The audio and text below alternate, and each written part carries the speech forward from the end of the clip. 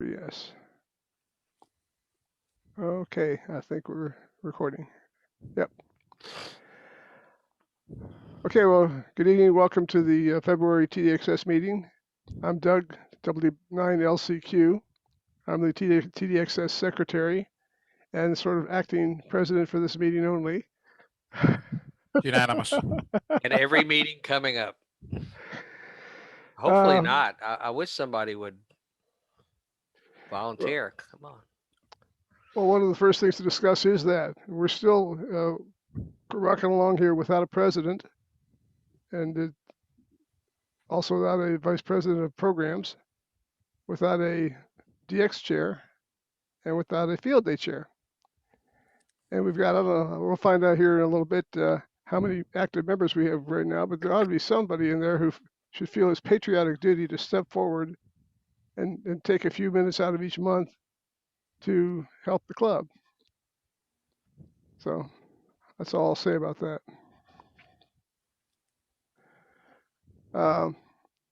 Speaking of active members, Larry, our treasurer, where do we stand right now?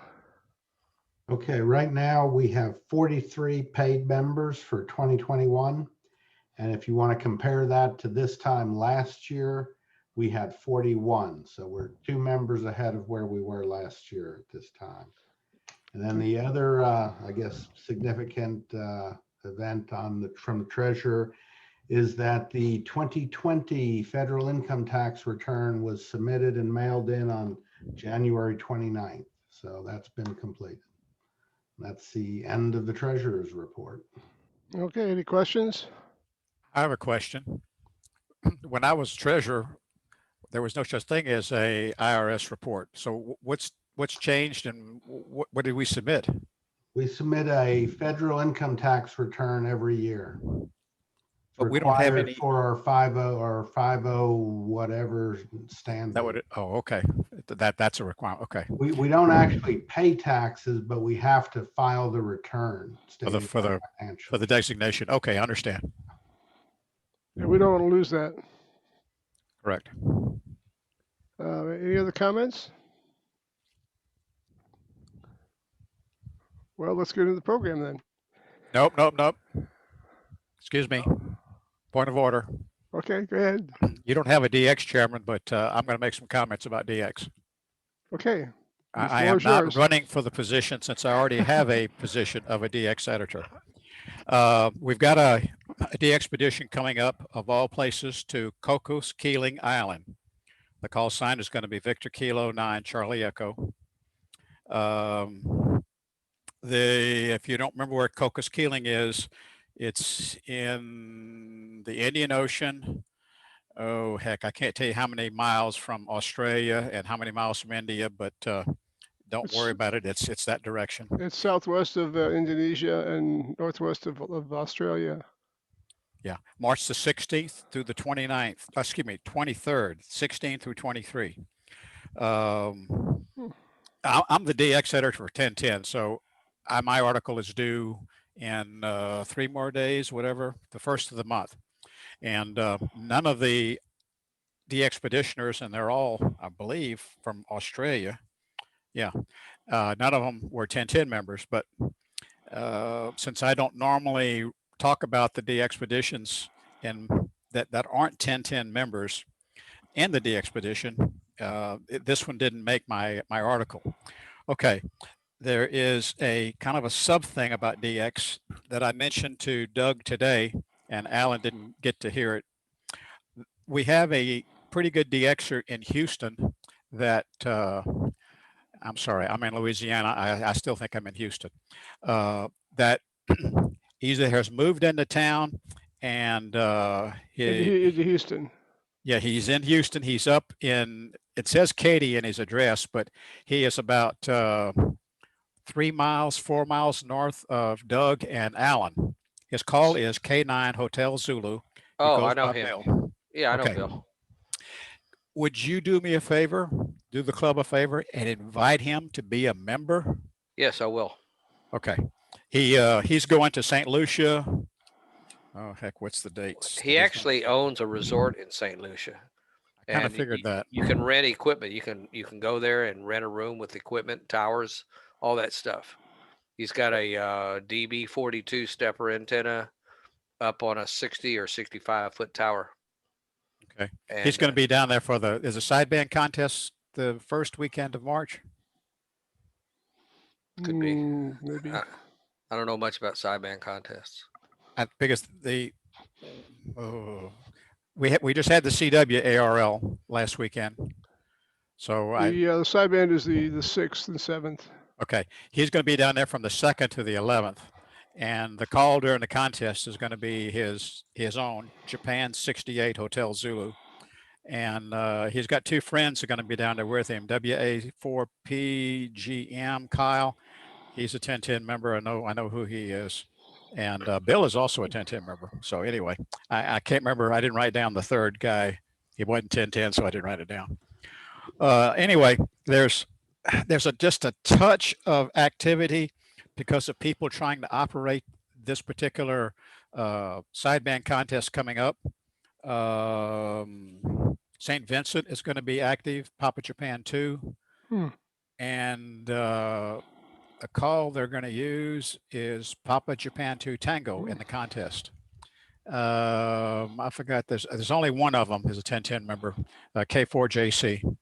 So I think that's all the notes that I can give you. Yep, that's it. So anyway, if there's a 1010 member on frequency, I'll post my DX article on the 1st on the website. That's it. Okay, thanks, Mike. Also, I wanted to bring up the QSO Today Virtual Expo. It's coming up March 13th and 14th. I don't know about y'all, but I really enjoyed what they put on last year, and I'm looking forward to even bigger and better expo this year. It's March 13th and 14th. I think the early bird registration is passed. That was $10, and but I can't imagine that the regular registration is a lot more than that. So I think it'd be worth your time. It's a 2-day expo, and then you have access to all the talks and things for another 30 days beyond that. So, okay, any more comments from anybody? Yeah, Doug, if you're looking for programs, don't forget the ARRL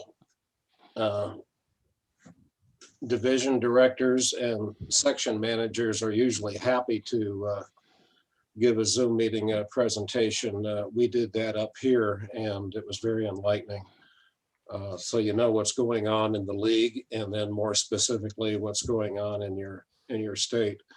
So it's always a good thing to reach out to them.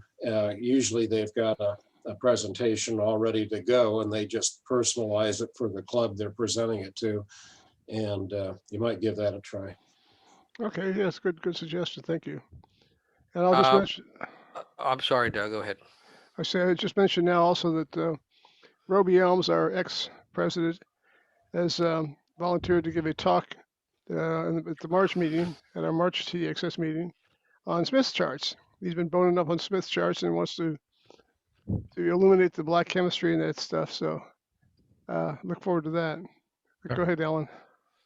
I just wanted to ask for all members to send me articles, send me pictures, send me biographies, send me anything I can put in the bullsheet just to spruce it up a little bit. You know, I think it's okay to recycle things from 10 or 20 years ago, too. I can probably do some of that. The one I sent you was the DXpedition one from Nicaragua was a 10-year-old thing. Yeah. Anything. Just send me. Send me. Feed me. Okay, well, at this point, then I guess I'll go on into the video. It's the first time I've done a shared video, so if it's something that doesn't work right, raise your hand in the chat, and we'll figure out what's going on. Okay, here we go.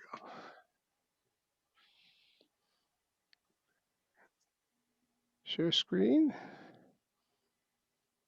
Share sound. Okay, everybody hear that? See that? Yep. Okay.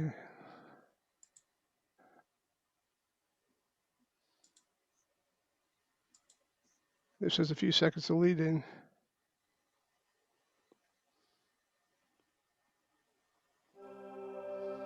Hear that? Got it. Okay, good deal. There are many adjectives one could use to describe these small rocks, but ordinary is not one of them. Though experienced reef divers may disagree, to the ham radio world the words dangerous, extreme, or even ridiculous are all better suited.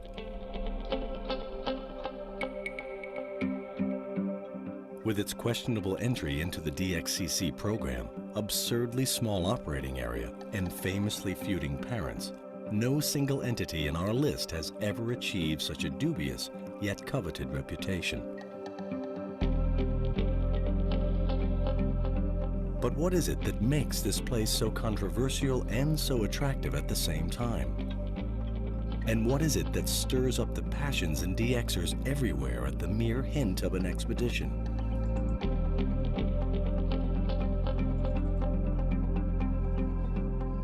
This is the story of a very small place at the top of the DXCC list. How it got there and why this time it all worked.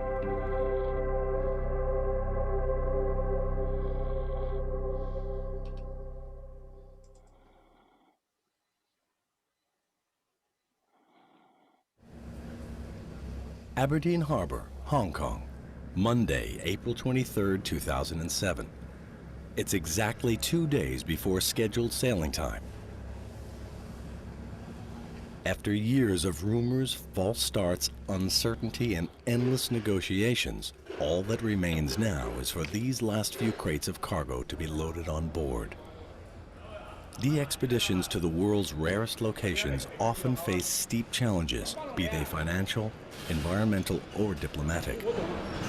But with its turbulent history as a disputed territory, and such a small area on which to build a station, Scarborough Reef is in a class all by itself, having remained at or near #1 for so long. For more than a century, the reefs and islands inside the South China Sea have been locked in a complicated tangle of disputed ownership, allowing piracy to flourish and a general state of uncertainty to prevail. It's a zone of both lawlessness and military tension. And with the rumor of vast oil deposits under its seabed, the tension is higher today than it's ever been. Even the slightest move can be seen as either confirming or conceding a claim. Thus, obtaining official civilian permission to visit any of these islands can often be a complicated and frustrating diplomatic dance.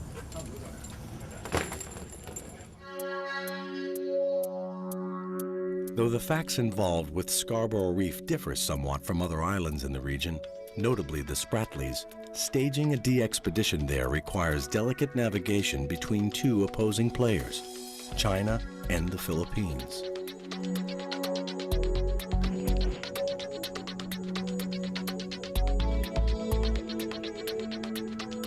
On this trip, however, international diplomacy was only part of the problem. Competing rivalries from other DX groups and differences of opinion between the team organizers on how to deal with each nation brought this trip close to cancellation on numerous occasions. Usually in an expedition you have problems getting a boat. Usually in an expedition you have problems raising money. We had none of these issues. For 2 years we fought the political problems of putting this on the air.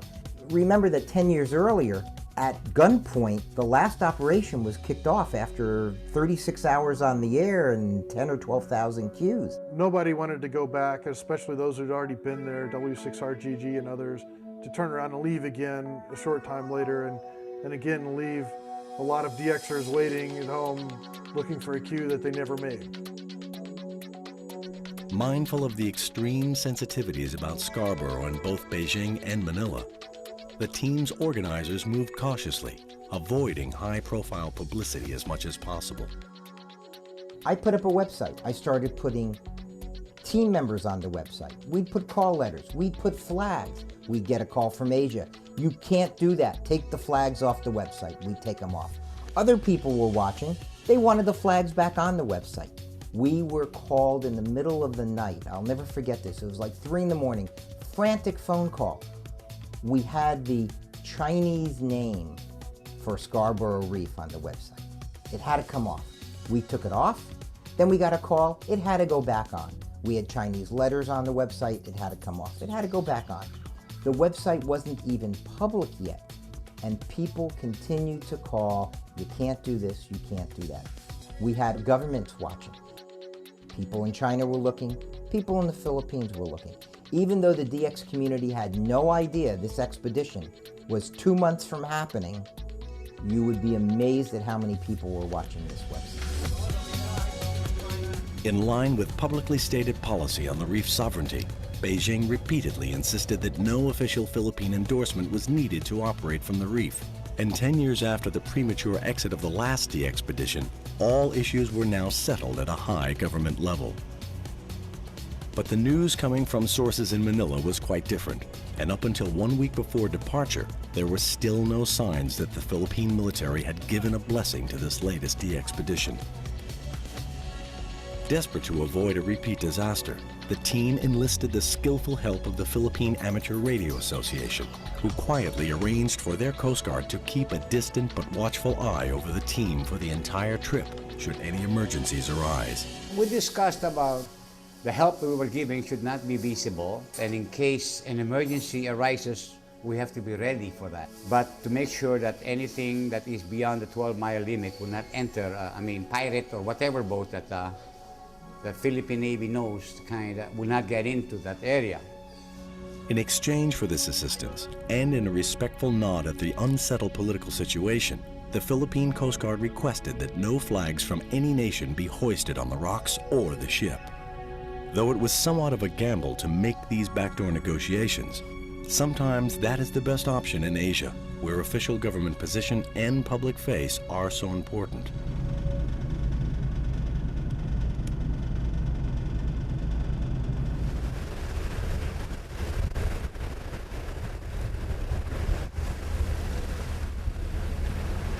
It's coming up on 0600, so this begins our third day at sea.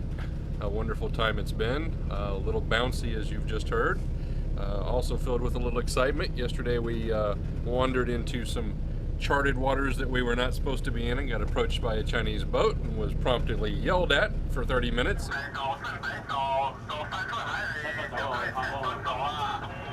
Ran out of Dodge really quick, had to follow them out.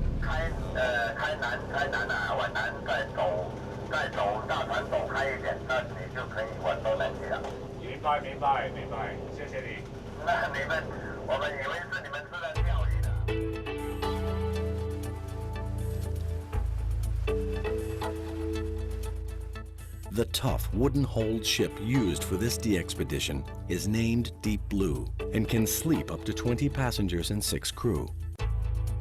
A converted fishing vessel that today is mostly used for diving excursions in and around the reefs of the South China Sea.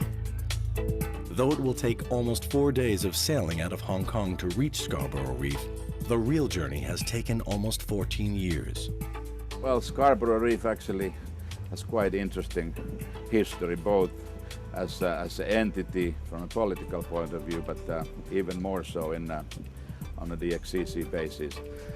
Actually, Scarborough Reef was discovered by a German ham called BK9KX. I think it was the year 1993.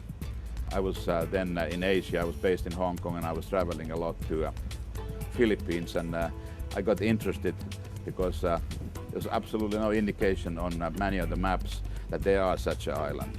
And I flew then over to Scarborough, and I saw just a few pieces of rocks, and I kind of said that this can never be another DXCC entity. And as a result of this survey flight, the Germans actually canceled the expedition. It was kind of burning in my mind at that time, because there was no real criteria on the DXCC what size of the country would qualify. And knowing the rocks belong to China kind of gave us basis to proceed. We decided to leave during typhoon season, which was not a very good idea. That's why we ended up choosing the now infamous scaffold. We set that up, got on the air, SSB only on 20 meters, made as many contacts as we could in about 14 hours, tore everything down and headed back to a safe land. I think we made some four 5,000 QSOs at that time. Horrible experience. We were all seasick all the way through, and everybody said that we would never come back. The result, immediately, before we got home, all these references to Scaffold Reef and Okinotorishima, the kind of infamous place that was once on the DXCC list. We talked a lot about the criteria for being a land-based operation, which is one of the DXCC rules. Bill Kinnemer at the ARRL was insistent that if we operated there, we needed to build a platform that was entirely on the rocks. There were very controversial inputs coming from the DXAC. That was then the first challenge, really, to see that the decision will be made very much on the emotional basis. It was amazing. In those days, I would get faxes, I would get phone calls, I had messages left on my answering machine. I mean, some very nasty, just threatening messages from people who were just adamantly opposed to Scarborough being added to the list. I really was not prepared for the kind of visceral response, just raising the subject of Scarborough Reef. There were a number of DX Advisory Committee members who flat out said, even if it technically meets the rules, I can't vote for this in good conscience because it's just a silly thing. A bunch of rocks shouldn't be a country.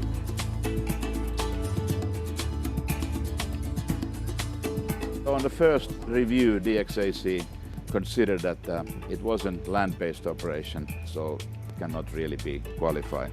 So we decided that let's go back, put it on the dry land, and we obtained exact instructions from ARRL. Nobody really wasn't aware of how to build a platform in the middle of the ocean, so it was kind of funny looking thing. I think we made another 4,000 or 5,000 QSOs. We really didn't go there to satisfy the DX audience as such. We just went there to prove that the land-based operation can be done. I always remember one comment from one of the DXAC members when he was really unhappy about what we were doing. So he said that it seems that anything where OH2BAs can sleep overnight would seemingly count for the XCC. That I kept in my mind, and there was one night on that second operation that I slept overnight. My son was operating, and that was one of those memorable nights. He never forget that. So anyway, we went back completely satisfied. We did land-based operation, and we thought that this would count.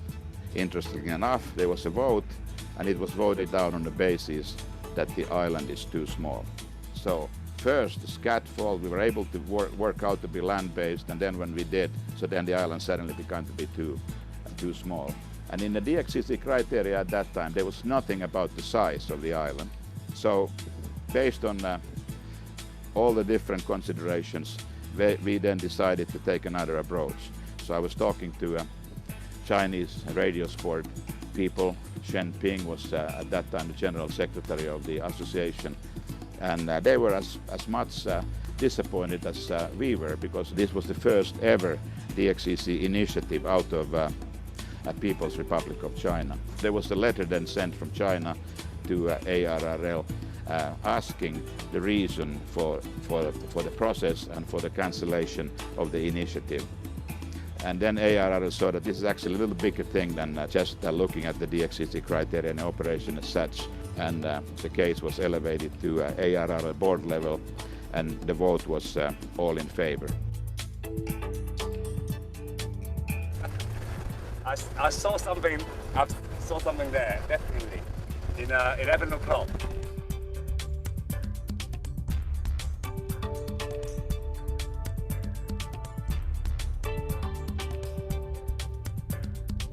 Yeah, 就是那。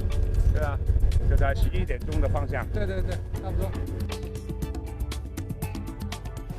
I don't see anything. I think these guys are imagining this reef. The first signs of Scarborough Reef come into view at around sunset on the 29th of April. From this point, it will take at least one more full day to enter the reef, find the exposed rocks at high tide, and get a station on the air.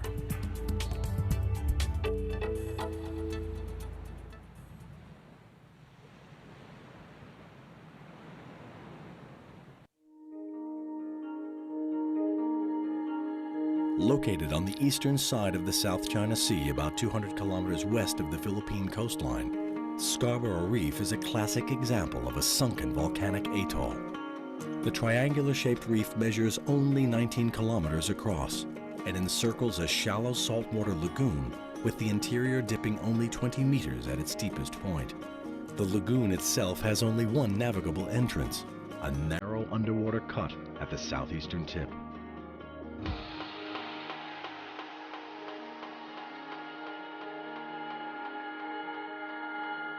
Because this is a ship's first visit to the reef and the entrance coordinates are not accurately marked on all charts, a small scouting boat with a depth sounder is sent ahead to guide Deep Blue safely across the coral heads. Once clear of the entrance, the ship will position itself at a deeper location a few kilometers inside and drop anchor not far from the reef's highest and most exposed rocks. At first glance, these bare rocks look much too small to support equipment, antennas, and a generator, let alone 1 or 2 operators. That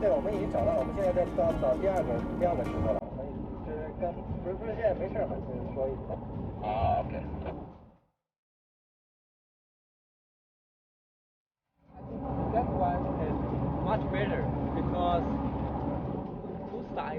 two sides separated, yeah. It is precisely this barren rock image that caused many in the DX world to question the very legitimacy of Scarborough Reef.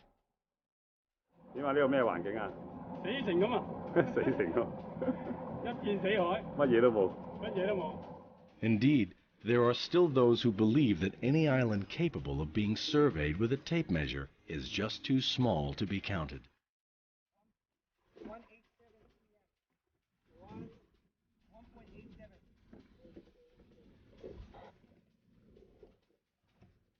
Four large rocks near the southern edge of the reef are eventually chosen for this operation, 3 of which were used by the previous DXpedition and documented using precise GPS coordinates. Separated by several hundred meters and all within a few minutes access by boat, the distance between each should be adequate to set up 4 stations without too much interference. A land-based operation as outlined by the DXCC rules means that each station must be above the high tide mark and physically attached to dry land, not on a scaffold. This means that the platforms have to be tailored to each rock's unique shape, which is an extremely difficult task when working out in the open sea. But size seems to be no object for this team, and the brilliant engineering skill of Co. BV6HJ is called into action. Together with his designer back in Taiwan, BV4DP, and using the rock dimensions documented from the 3 previous expeditions, these 2 worked out an ingenious method for quickly erecting stable platforms using only a basic set of wooden building materials. Aside from the political issues of ownership, construction such as this is at the root of the Scarborough controversy. Many say that because platforms are needed, Scarborough should have never been considered as a DXCC entity in the first place, and the rules were stretched beyond the reasonable limits of what defines land, or a land-based operation. The other side argues that there was never a minimum size rule when the Scarborough question initially came up. And just like other questionable entities that made it to the DXCC list in their day, such as 1A0 or 4U1, Scarborough should remain.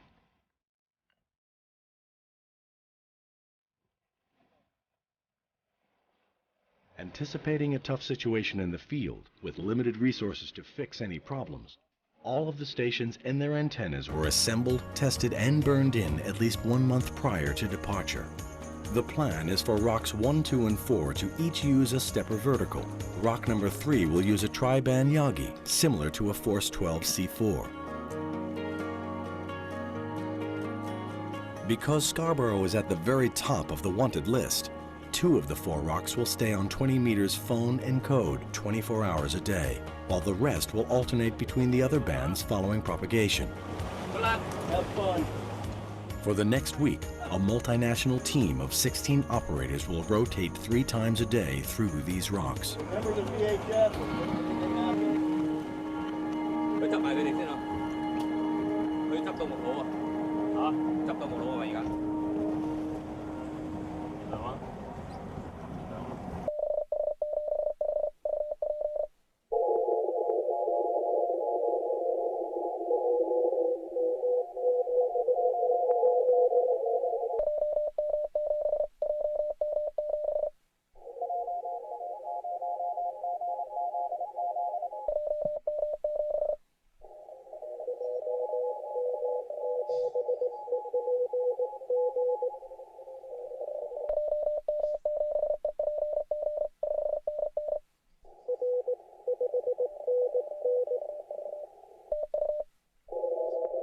So now the expedition finally arrives at the rocks. Platforms are built, the stations are on the air, and panic sets in.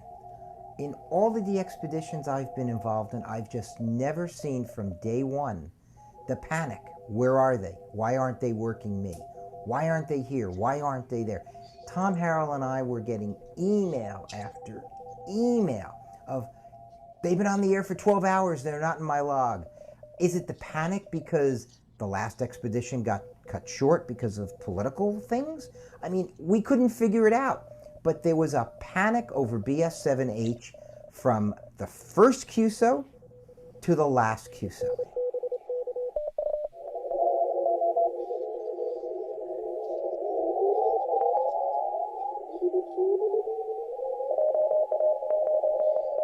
It was just amazing. They arrived at these tiny little rocks. They put one station on the air at a time, and people expected it to be like the mega expedition where 15 stations show up at once on 7 bands. Well, that couldn't happen.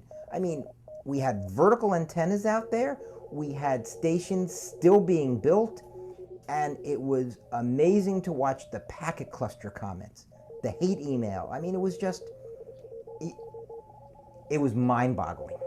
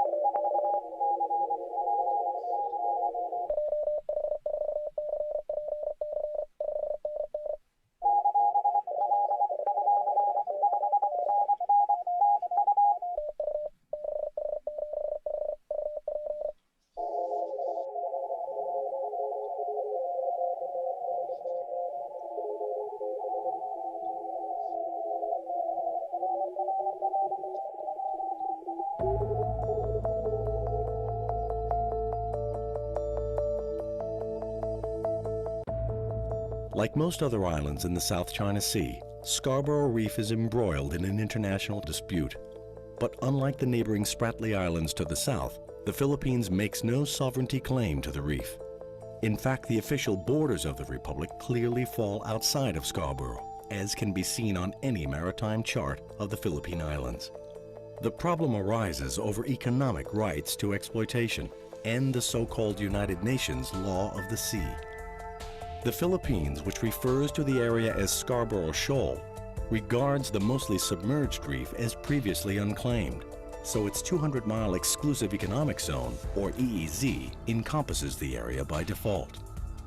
China, on the other hand, calls the reef Huangyang Dao, or Yellow Rock Island, and says it holds historical evidence the reef was used by fishermen dating back to the Ming Dynasty, almost 700 years ago. That, combined with the fact that several rocks extend above the high tide mark, has allowed China to claim its own 200-mile economic zone. Long-running disputes over the other islands, like the Spratlys, have meant that China and the Philippines have never formally negotiated their overlapping claims at Scarborough, or brought their cases to an international body for arbitration. As a result, ships from several countries actively exploit the reef for its natural resources, though the Philippine Navy routinely ejects Chinese vessels if suspected of piracy or illegal fishing. Scarborough also appears in the Philippine press on a regular basis, especially during elections, when enthusiastic senators like to stir up nationalistic claims outside of official government policy. Such was the case shortly after the 1997 DXpedition team made international headlines with their eviction, and a group of senators decided Scarborough would make a nice photo opportunity. Bravo Alpha, something again.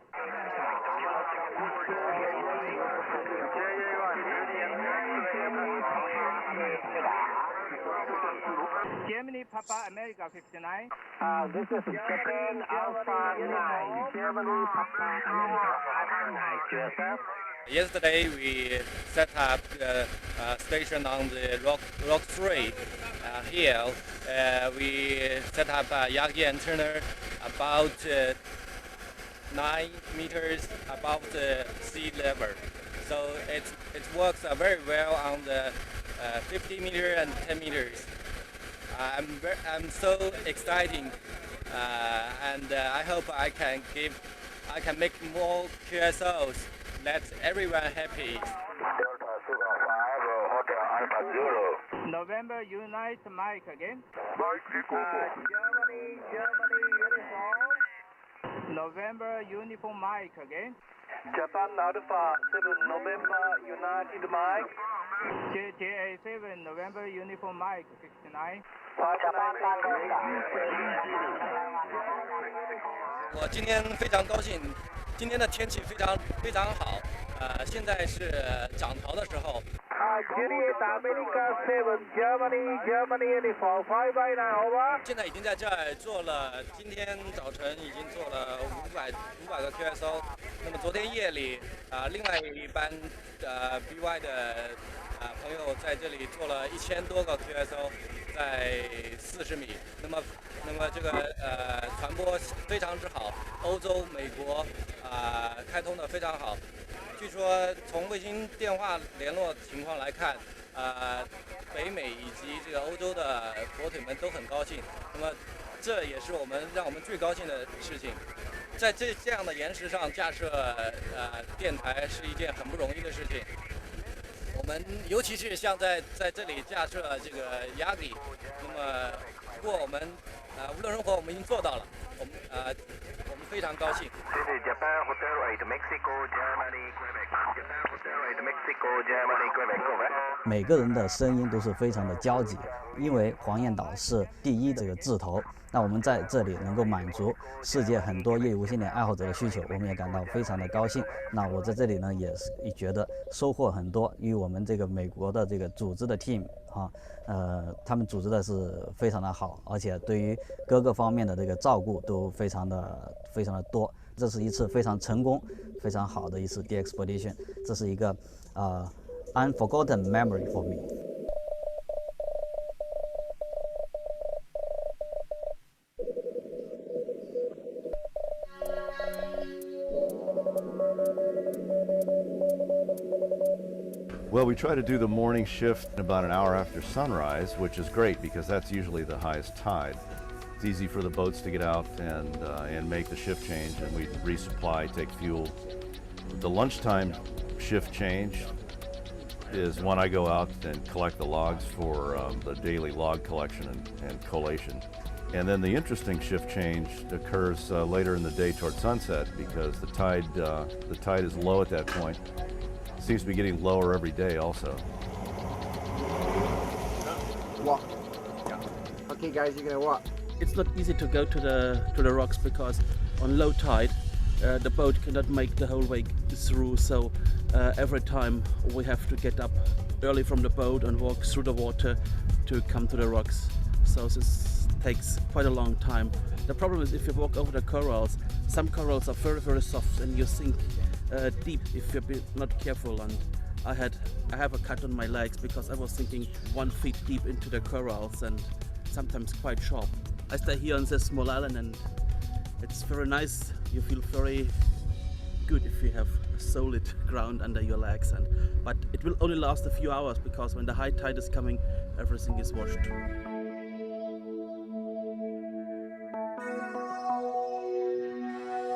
I rode out to do some kind of computing work on one of the rocks, and we ran aground 6 or 7 times and just not able to make any progress. So the 4 of us who weren't going to the rock got off the boat and stood in the coral. And of course the coral's dead and it compresses heavily under your feet. So I tried not to lose my balance, but got hit by a wave and a wind gust and went over onto my behind into the coral. 打到屁股了，帮忙推船了，已经走不了了，潮水太低了，哇，碰到屁股了。A lot of times we're having to calculate when low tide and high tide is, and sometimes that's only a difference of 6 to 8 inches in the tide, and it makes a difference of whether or not you can actually even be in the boat to get stuff out there.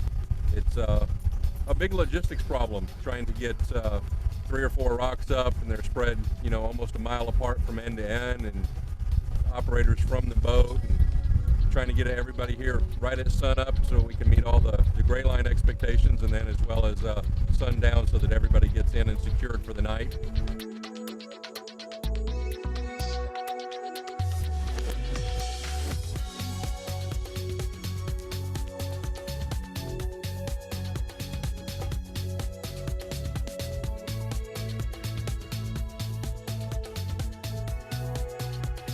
The tide was so low, the boat was almost sink over there. Marty had to walk through the coral barrier to come on the rock, but everything is broken over there, so you cannot walk because you go down in the current.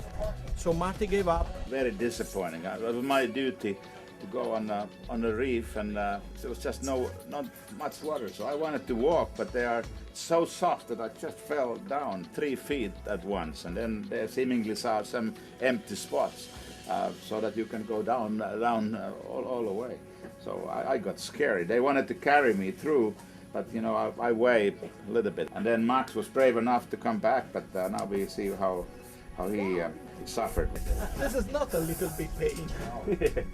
Well, it's good for you. Quite a new experience. I thought it was a solid rock, just walk in there, but it was amazing experience.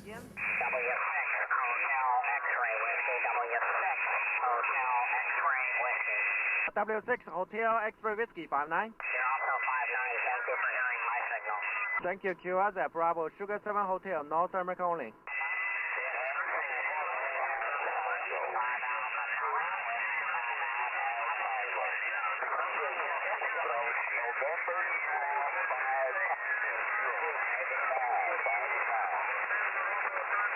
November something 5 Tango again.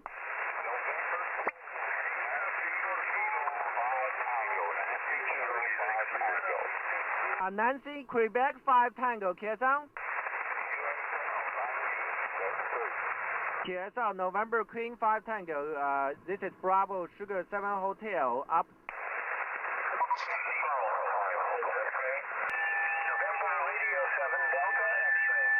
November Radio 7 Delta X-ray 59.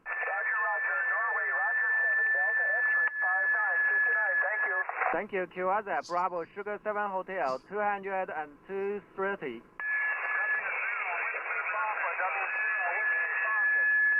W0 Whiskey Papa 59.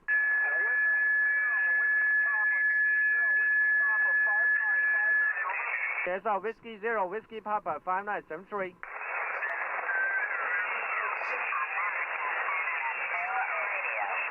Something 2 radio again.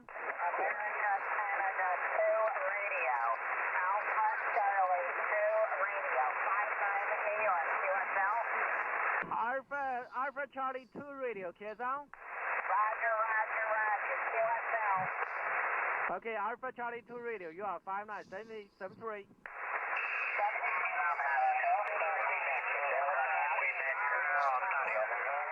So 8:20 Thursday morning. Not only do we get to pull operator shift duty, but everybody's had breakfast, and after a shift change this morning, it's time that we pull our maintenance duties. We've got a generator that's not functioning properly, making some noises, so we've asked the station to shut down. We're going to take out spark plugs and oil, take a look at it, and see if we can't fix it here. Stop, sorry. First it was making noises like it was seizing, and now it's fine. So we got a dead handheld, and we really don't know what's going on out there. Sitting back there, we couldn't figure out what you were getting at. Okay, I need to get up there, man. Okay. Get up there, man. Get up there, man. Yeah, I was going to say, we just master reset the radio. What I'm doing is just doing an oil check, and there's plenty in there. You notice it's running out the side. And we have a drip tray here, so we won't pollute the South China Sea. Just checking to see if we have good compression. I think this generator's fine. A little bit of water in the fuel, but that never hurt anything. Water. That's why you run gasoline on expeditions and not diesel. As soon as you get a drop of water and diesel fuel, it kills the generator.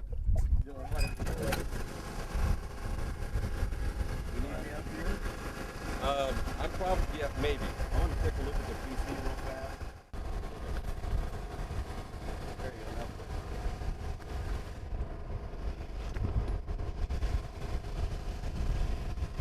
Well, what I'm doing, I'm booting up this little old laptop. Just going to do a quick check of our date and time. Don't touch your thing. Just listen. Date's right, 12:31 a.m. Okay, I think we're okay. And now I'm booting up CT. We'll check how many queues we have here.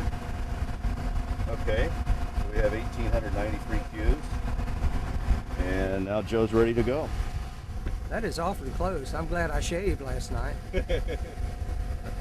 I'm glad you brushed your teeth. Oh, I wished I Check had. out that sun visor on Joe's glasses. Yeah, there you go. It's my sun See, visor. now the real DXpeditioners can be ingenious and devise these kind of systems for every issue. If I'd had the handheld, do you suppose we could have solved this problem with just me on the handheld? Yeah. Do you think so? Do you think someone would have said that? Yeah. Okay, great. We would have figured it out eventually. And I think you can run the handheld while it's in the charger. I tried that. It's just not enough juice. The handheld was cutting out. I don't know if the charger's bad, the battery went bad, but since we swapped it out, you should be okay now. The dead one's in the boat already. Okay, we have two here now. Yeah, I wanted to have one on the boat and take the dead one back and have you a good one. Yeah, that's a real DXpedition. Well, that's why the rest of us are here. That's right. Took 4 friggin' engineers to come out here and figure we had a dead battery. Change a AAA battery. Yeah, that's the way it goes on the South China Sea. That's a serious problem. We're good. Rock on, man.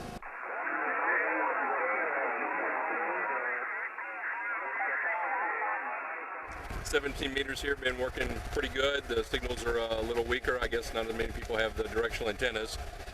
Fighting a little bit of tiresome with your leg on the foot switch and then switching back to Vox. And of course we've got winds here on the reef and trying to keep the sun off our legs and our faces and keep from getting sunburnt. It's tiring, it's exhilarating, but having a lot of fun at this point. So looking forward to doing a couple of more shifts, working a lot of the guys back home. Worked stateside this morning, so very happy. Very good propagation. Well, Japan Hotel 1, Mike X-ray Victor 59. Okay, the Juliet Alpha 1 Charlie.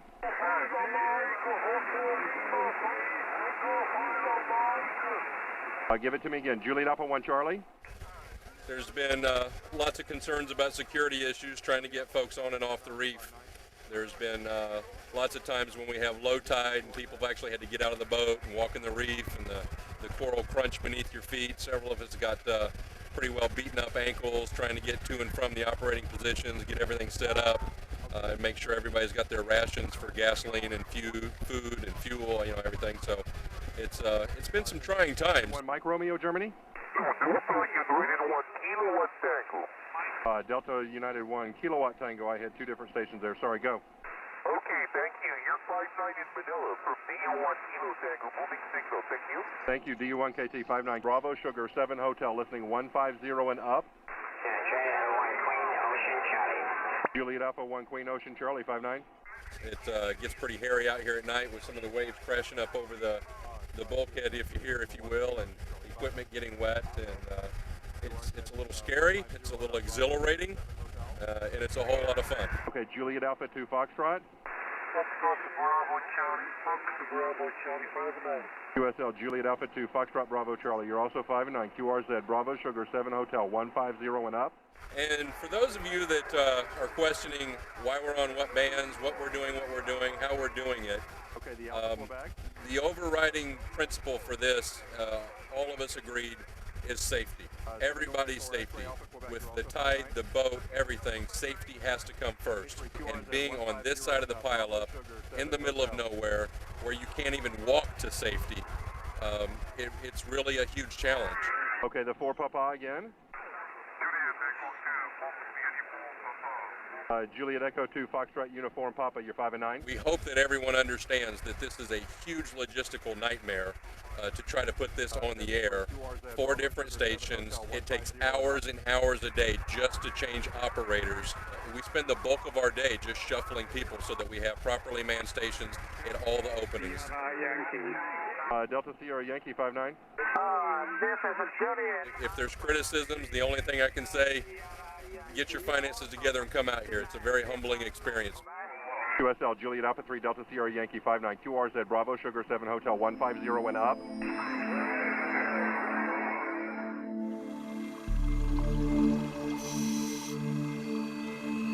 Dipping beneath the waterline at Scarborough reveals a fascinating and sad tale of destruction.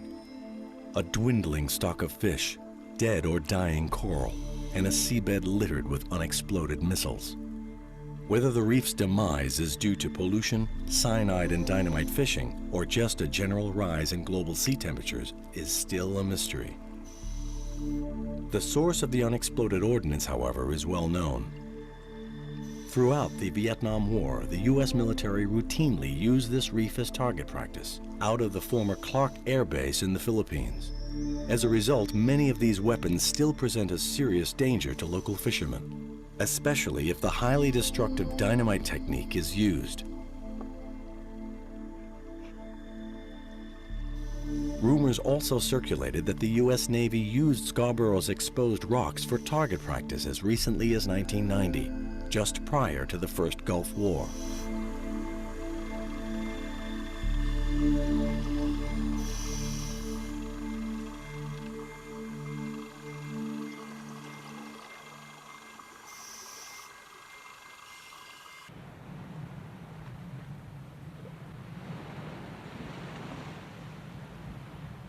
Today was interesting.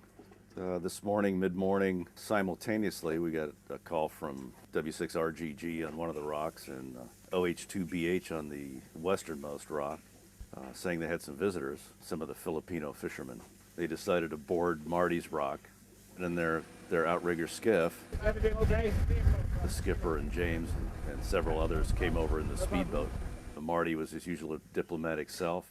They were very anxious to see what's happening on this.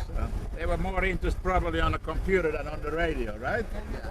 So where are you from actually? What city in Philippines? Zambales. Zambales. One is Iba. Iba. Iba, I see. Very good. I've just been so rarely when we get visitors here these days, so I didn't actually know how to serve them or how to make friends, but I think they're very friendly people. I like them a lot. They give me a little company too. Well, actually, I think they're just fishing and they got anxious what's happening. It's kind of strange for fishermen to see that there is people transmitting on each and every rock. So if I would be a fisherman, I would come here every day. And I think these people are very friendly. They just wanted to see what we are doing. I thought that they were actually more interested on the computer than on the radio. But what the heck, that's fine. I will go back to do some more. Okay. This is Bravo Sugar 7 Hotel. Bravo Sugar 7 Hotel, listening at 200 to 205. They seem to be fairly harmless at this point. They're catching fish, wanting to trade fish. One approached the other day with some fruit. I think they're just looking for fuel and trying to garner some supplies that they may not have a plentiful amount of, and looking to barter at this point. We'll see how it goes. We'll watch them carefully for the next couple hours and through the night. Well, I think I got kind of scary because I'm sitting here just alone, away from everything, and then suddenly you get fishermen. I didn't know whether they were fishermen or not. They just wanted to ask what is this and what is this, so I kind of thought that maybe they want to take something away. But eventually they turn out to be very friendly young people. But this happens so busy here. So in a way it makes you feel a little comfortable too. But anyway. That's life here. Life is going on in the middle of the sea, even if there's nothing other than a few rocks here. Kind of funny, isn't it?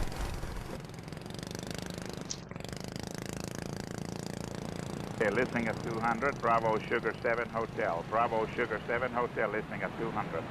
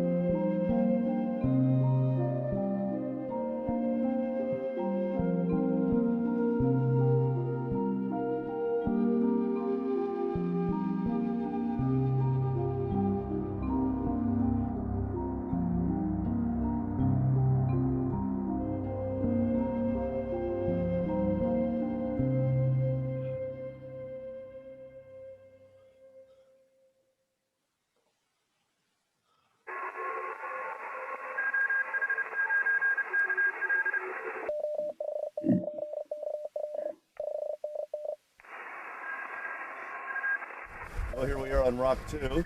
It's almost 10 Zulu on the 4th of May, 5th of May, 4th of May. I don't know what it is anymore. It's 10 Zulu.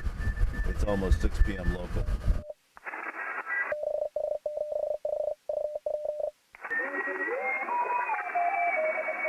Weather's beautiful, cooled off a little bit, I think. The humidity's down. The wind flocked around from the southeast, which would have been a problem a few nights ago when the tide was much higher, but today the tide's low, and I don't think we'll get any water on the platform. Pretty surprising tide range here. We ran aground, I think, twice coming out to Rock 2, which is the easiest rock to which to travel, so it's getting interesting.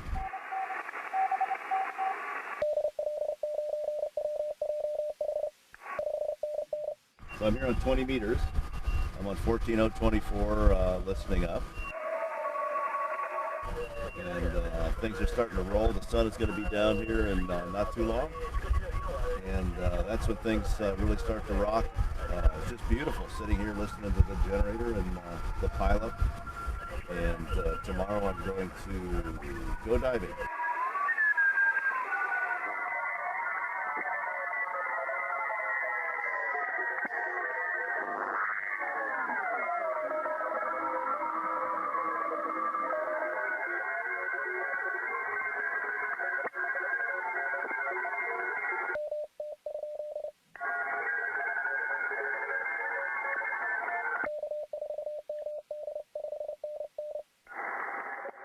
The pileups on this end, of course, were immense. I mean, the last operation had been cut short by politics, and so everybody wanted to get in the log. But some expeditions you can wait until the pileups die down a day or two, so they're spread out, but not this time. No one knew if this was going to go past the yardstick of the last operation of 36 hours, so the bands were covered from top to bottom. Panic calling, pileup behavior, furious, like probably no entity I've ever seen. I mean, there have been new entities put on, but everybody said, I'll eventually get in the log. Here it was panic. Nobody had the guarantee that they were going to get in this log, and the pileups showed it.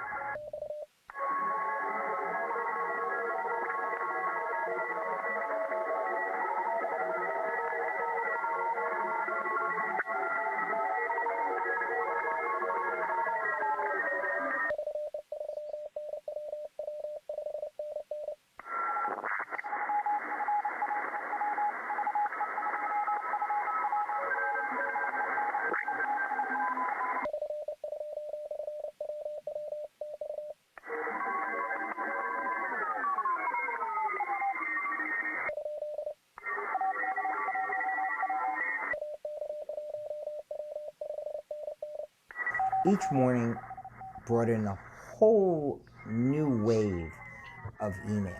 And it got to the point that we finally had James put on the website a little interview by sat phone that it's just that hard. You have 16 operators sharing 4 tiny rocks, in some cases being out there from sunset to sunup with nothing on the horizon, working down the pileups of panicked callers each day into the DXpedition for fear that this would end.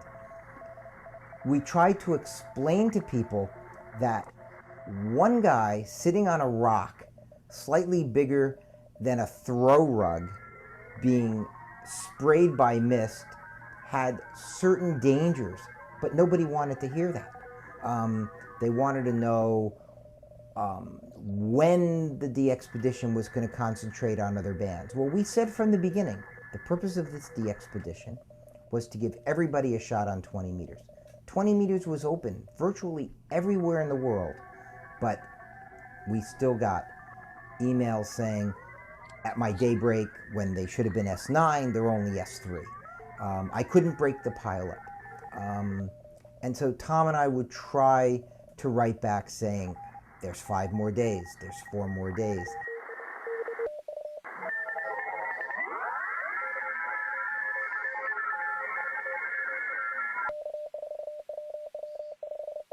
Even the last Saturday that they were on the air, the emails were actually picking up in intensity as people were panicked that there would never be another DXpedition to Scarborough Reef, and this was their only shot.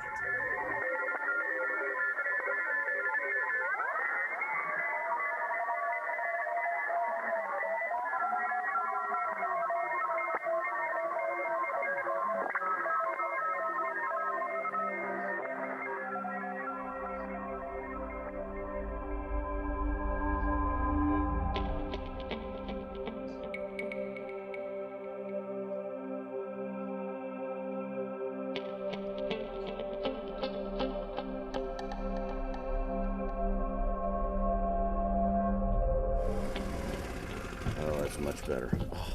All right, the high priority is to make sure the logs are safe. So first thing we do is get the logging computer into a nice watertight, at least waterproof bag for the ride back.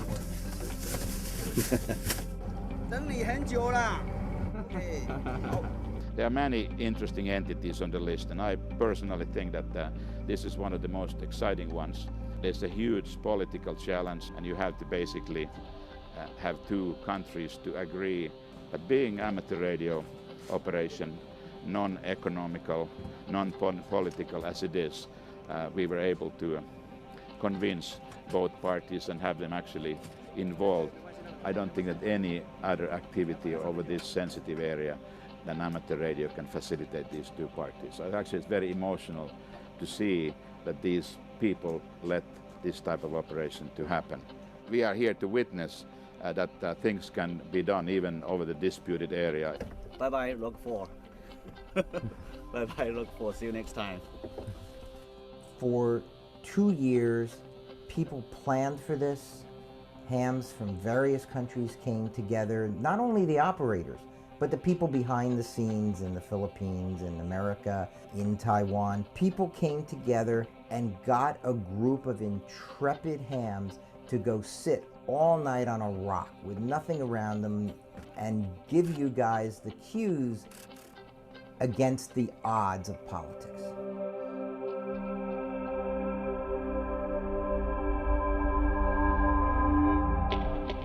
There is no doubt that entities like Scarborough have pushed the limits of our own rules and tested the boundaries of what constitutes eligibility for the DXCC list.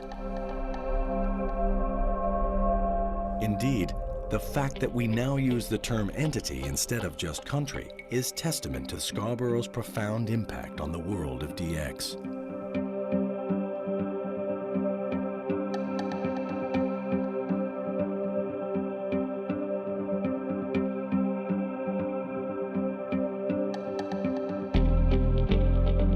With a healthy 45,000 contacts in the log, some are now happy to see Scarborough stay on the list, while others, even those who made a contact, still demand that it go.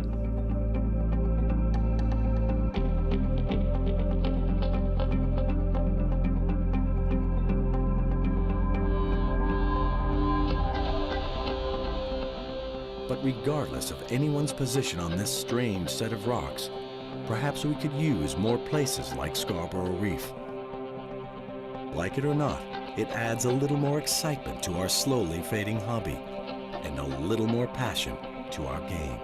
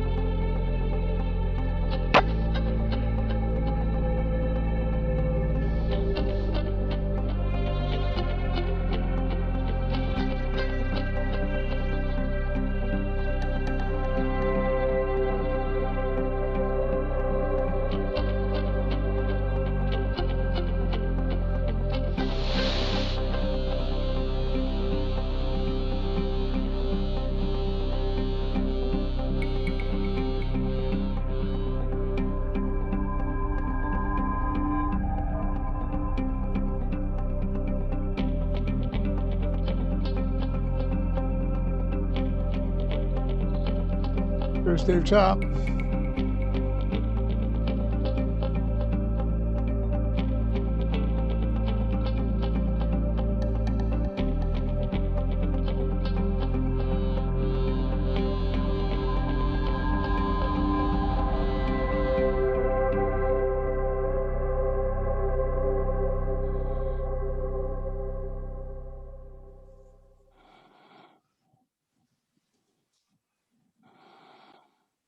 What would you think, guys?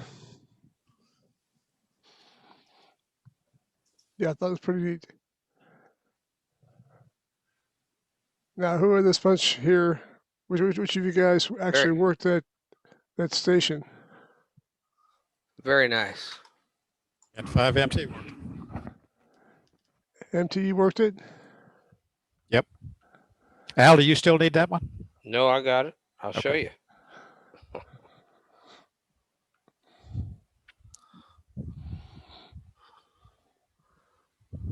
It's all washed out. Yeah, I see that. Oh well, it's really there. We'll take your word for it. There it is. I can sort of see it. Yeah, there you go. Scarborough Reef. Yeah. Yep. 2 bands, Al? Sorry?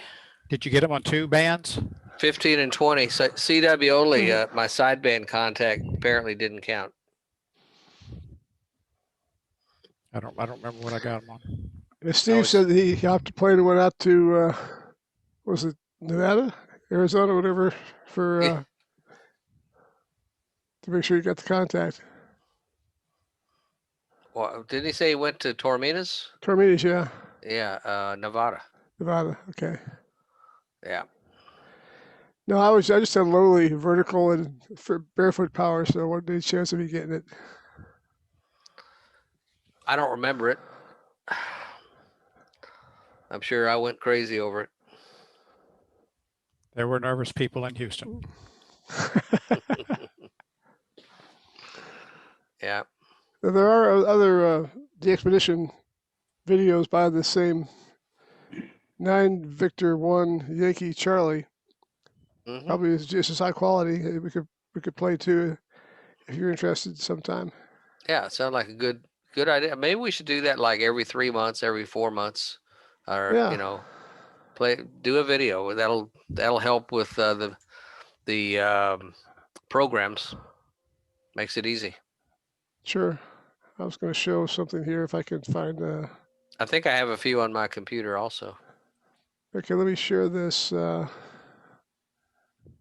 share screen. Where's what I'm trying to share? Here we go.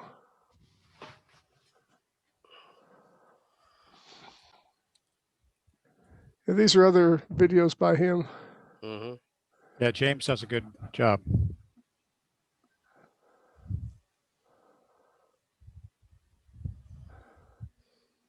So we'll pick up another one here soon and try that out.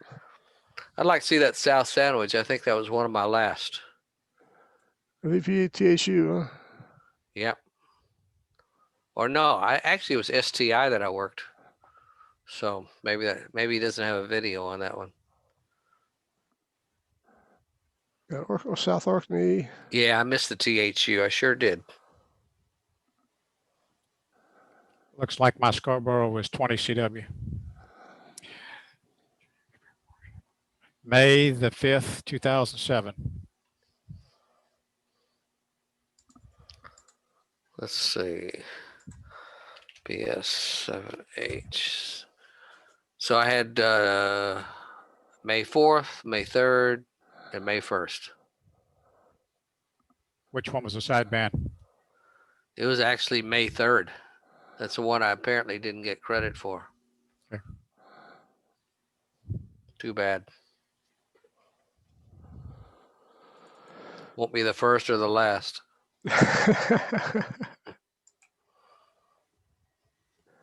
That's always the crapshoot.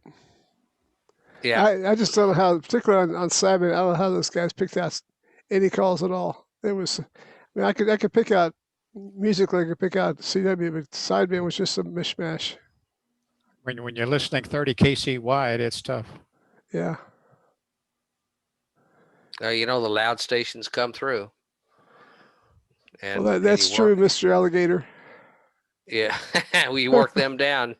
You know, work the loud. You got to work the loud stations first. You got to hope that there are not that many loud stations that you never get down to the quiet stations. Yeah. Well, you know, sometimes they will they will say, I'm listening for mobiles and QRPs only, or, you know, and most people are honest about that. In the U.S. QRP Italians, please. Oxymoron, right?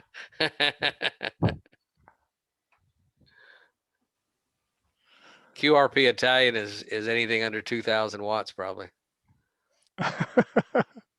There were two French guys that were going to operate from Monaco, 3 Alpha. Monaco is completely surrounded by mountains, and it's tough to get a signal out of it. I've been trying to work a guy over there who's the only 1010 member in the country, but COVID canceled the DXpedition. They were supposed to be there right now.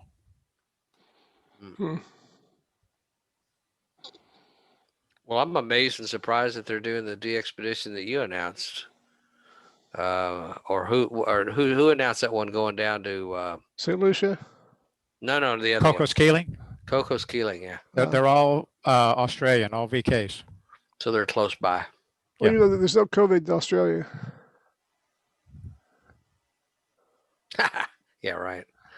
Yeah, Bill told me he was in St. Lucia when this whole thing hit, and he said he was stuck there for like 4 or 5 months. He was nobody was allowed to leave the island for 4 or 5 months. So he was stuck. Of course, you know, there are worse places you could get stuck, right? So I was talking to Tony, 3D2AG, yesterday, and he was saying that there were a total of 2 deaths in Fiji, COVID-19, and less than 20 total cases. So that might be a nice place to go. yeah, pretty isolated. 73, Neil. 73 guys, and thank you. Glad you enjoyed it.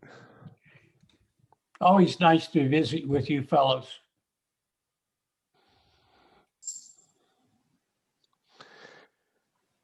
Well, any other comments?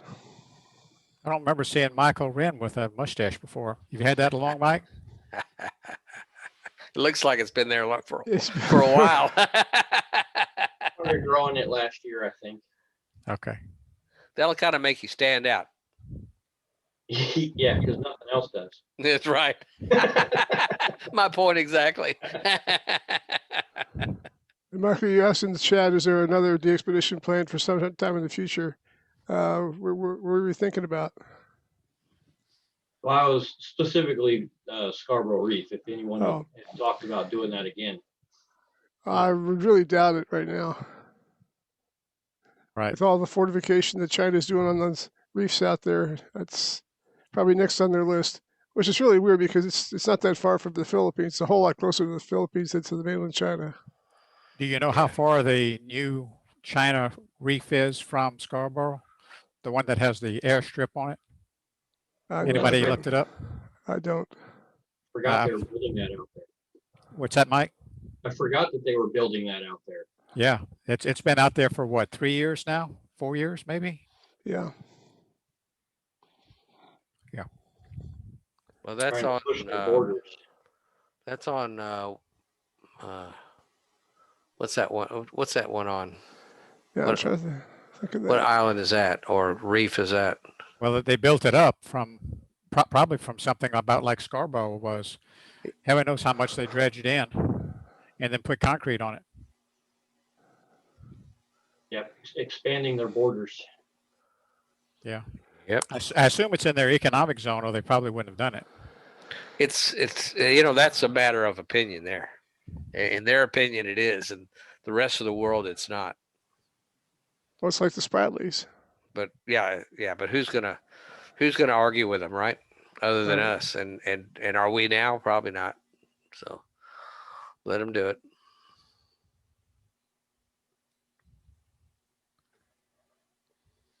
Okay. Well, anything else, guys? Nope. Who's running for president? In 2004, I think Trump is. 2004? You mean 2024? 2024. I was specifically talking about TDXS, Mike. Oh. Trump's not going to run for president of TDXS. He might buy us. Yeah. If Okay, he bought, well- he could buy each one of us a huge station too, you know. Hey, Sid. Hey, Orville, how you doing, man? If I were doing any better, I couldn't stand it. It's always good to see you, brother. Yeah, I got an email today from our buddy X-Ray Whiskey Zero Lima Papa. Oh, really? Yeah. He he has ordered a new preamp to go on his low band array. So There's some chance he may hear us someday. well, actually, as a matter of fact, I got a confirmation from him this morning. Good for you. You the man. Yeah. Way to go. On 80, it wasn't 160. I thought it was on 160. It was on 80. Yeah. Okay. Well, I need them. I need them on 80 and 160 and 60. So. I'm going to give y'all one other little piece of news. ZL3IO, who originally came from East Berlin, he's migrated around. He was one of our speakers at a TDXS meeting, how many years ago? About 10 years ago, something like that. And anyway, he's been sick. He's recovered.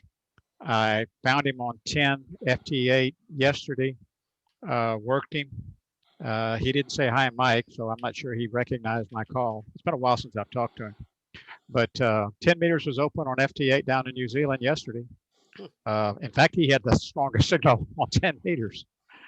So we'll see. The solar flux is getting up a little bit slower, not like it was in November and December yet. So things are improving. It's currently 80. Yeah, the Air better than Force 68. forecast is going to be the next 45 days for the Air Force forecast, anywhere from 72 to 75. But if a bunch of spots show up on the sun, it's going to put the flux back up into the 80s or even possibly 90s. It just all depends on how many spots show up. Sure. So catch as catch can. Thanks, Doug. My pleasure, guys. Thanks, Mr. De facto president.